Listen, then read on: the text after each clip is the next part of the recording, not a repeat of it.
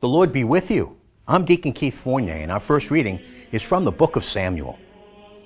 Yahweh said to Samuel, "How much longer do you mean to go on mourning over Saul, now that I myself have rejected him as ruler of Israel?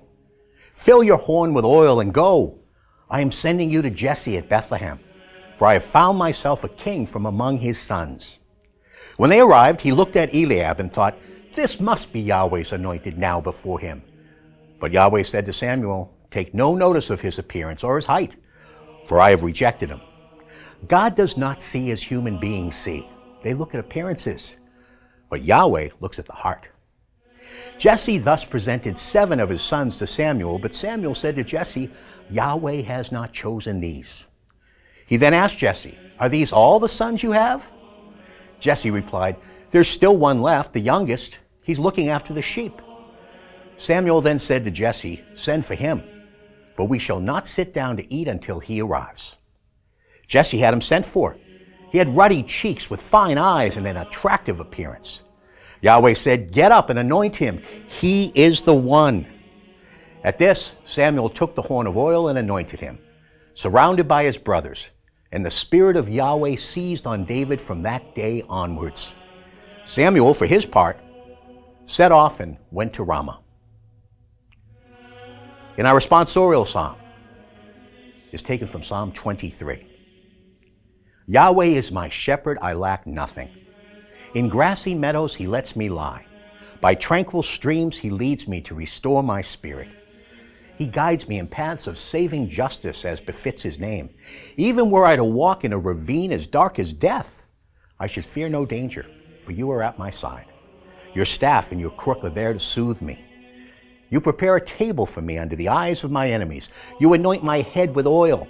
My cup brims over. Kindness and faithful love pursue me every day of my life. I make my home in the house of Yahweh for all time to come. And our second reading is from the letter of the Apostle Paul to the Ephesians. You were darkness once, but now you are light in the Lord. Behave as children of light, for the effects of the light are seen in complete goodness and uprightness and truth. Try to discover what the Lord wants of you. Take no part in the futile works of darkness, but, on the contrary, show them up for what they are. The things which are done in secret are shameful even to speak of. But anything shown up by the light will be illuminated, and anything illuminated is itself a light. That is why it is said, "Wake up, sleeper, rise from the dead, and Christ will shine on you." A reading from the Holy Gospel according to St. John. As Jesus went along, he saw a man who had been blind from birth. His disciples asked him, "Rabbi, who sinned, this man or his parents, that he should have been born blind?" "Neither he nor his parents sinned," Jesus answered. "He was born blind so that the works of God might be revealed in him. As long as day lasts, we must carry out the work of the one who sent me. The night will soon be here when no one can work. As long as I am in the world, I am the light of the world." Having said this, he spat on the ground, made a paste with the spittle, put this over the eyes of the blind man, and said to him, "Go and wash in the pool of Siloam." The name means one who has been sent. So he went off and washed and came back able to see. His neighbors and the people who used to see him before, for he was a beggar, said, "Isn't this the man who used to sit and beg?" Some said, "Yes, it is the same one." Others said, "No, but he looks just like him." And the man himself said, "Yes, I am the one." So they said to him, "Then how is it that your eyes were opened?" He answered, "The man called Jesus made a paste, daubed my eyes with it, and said to me, 'Go off and wash at Siloam.' So I went, and when I washed, I gained my sight."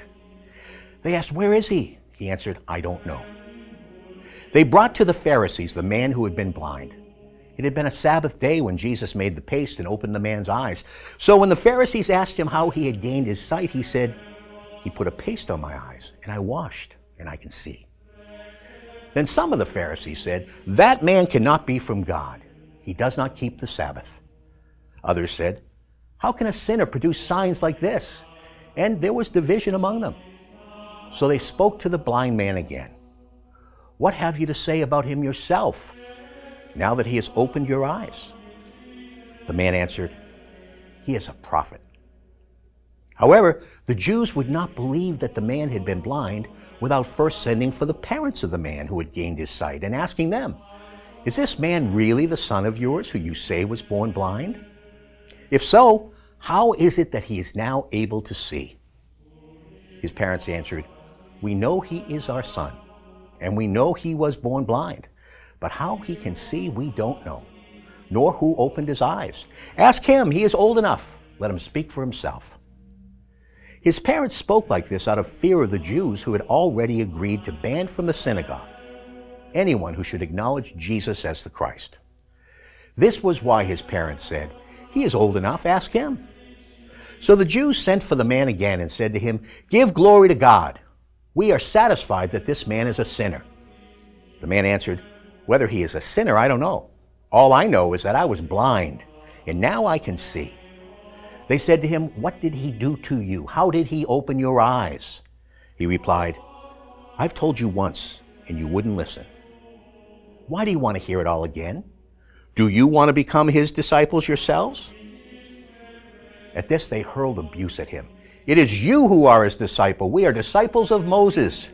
We know that God spoke to Moses, but as for this man, we don't know where he comes from." The man replied, "That is just what is so amazing. You don't know where he comes from, and he has opened my eyes. We know that God doesn't listen to sinners, but God does listen to people who are devout and do his will. Ever since the world began, it is unheard of for anyone to open the eyes of someone born blind. If this man were not from God, he wouldn't have been able to do anything." They retorted, "Are you trying to teach us, and you a sinner through and through ever since you were born?" And they ejected him. Jesus heard that they had ejected him, and when he found him, he said to him, "Do you believe in the Son of Man?" "Sir," the man replied, "tell me who he is so that I may believe in him." Jesus said, "You have seen him. He is speaking to you." The man said, "Lord, I believe," and worshiped him. Jesus said, "It is for judgment that I have come into this world, so that those without sight may see, and those with sight may become blind." Hearing this, some Pharisees who were present said to him, "So we are blind, are we?"